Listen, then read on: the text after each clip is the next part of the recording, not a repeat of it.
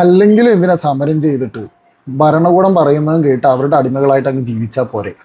Government എന്ത് നിയമം പാസ്സാക്കിയാൽ എന്താ, എന്ത് അനീതി കാണിച്ചാൽ എന്താ, നമുക്ക് അതും അനുസരിച്ച് നമ്മുടെ കാര്യം നോക്കി അങ്ങ് പോയാൽ പോരെ.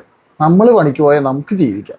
ഈ കുട്ടി ചിലപ്പോൾ അവൻ്റെ അറിവില്ലായ്മ കൊണ്ട് പറഞ്ഞതായിരിക്കാം, അവന് പരീക്ഷയിൽ മാർക്ക് നേടാനുള്ള ആവേശം കൊണ്ട് തോന്നിപ്പോയതായിരിക്കാം. എന്നാൽ ഇതേപോലെ ചിന്തിക്കുന്ന വിദ്യാഭ്യാസമുള്ള കുറേ അരാഷ്ട്രീയവാദികളായ ആളുകൾ ഇവിടെ തന്നെയുണ്ട്. സ്വന്തം കാര്യം സിന്ദാബാദ് എന്നുള്ള സ്വാർത്ഥത മാത്രമുള്ള ആളുകൾ, ചരിത്രം പഠിക്കാത്ത കുറേയാണ്. ഇവിടെ ആര് ഭരിച്ചാലും ഇനിയിപ്പോൾ ഏതെങ്കിലും വിദേശ ശക്തികൾ വന്ന് പണ്ട് ബ്രിട്ടീഷുകാർ ഇന്ത്യ കൈയടക്കിയതുപോലെ കൈയടക്കിയാലും ഇവന്മാർക്ക് ഇതൊന്നും ഒരു പ്രശ്നമേ ആയിരിക്കില്ല. അവർ പറയുന്ന നിയമവും കൊടുക്കേണ്ട ടാക്സും അടച്ച് അങ്ങ് ജീവിച്ചു പോക്കോളും. ഇങ്ങനെ ചിന്തിച്ചു കഴിഞ്ഞാൽ നീറ്റ് ഇനിയിപ്പോൾ 2 അല്ല 3 അല്ല 10 പ്രാവശ്യം ക്യാൻസൽ ചെയ്ത് കഴിഞ്ഞാലും വീണ്ടും വീണ്ടും മാർക്ക് മെച്ചപ്പെടുത്താൻ കിട്ടുന്ന അവസരമല്ലേ എന്ന് വിചാരിച്ച് പഠിച്ചെഴുതാനായിരിക്കും പ്ലാൻ. അടുത്ത ജനറേഷന് ഭരണഘടന ഉറപ്പു നൽകുന്ന നീതിയും സമത്വവും സംരക്ഷണവും ഉറപ്പുവരുത്താൻ വേണ്ടിയുള്ളതാണ് ഈ സമരം. നിങ്ങളൊരു പരീക്ഷ എഴുതുമ്പോൾ നിങ്ങൾ മാത്രം അത് കൃത്യമായി പഠിച്ച് പരീക്ഷ എഴുതിയാൽ പോരാ. പരീക്ഷയിൽ പങ്കെടുക്കുന്ന എല്ലാ ആളുകളും അതേപോലെയാണെന്നുള്ളത് ഉറപ്പു വരണം.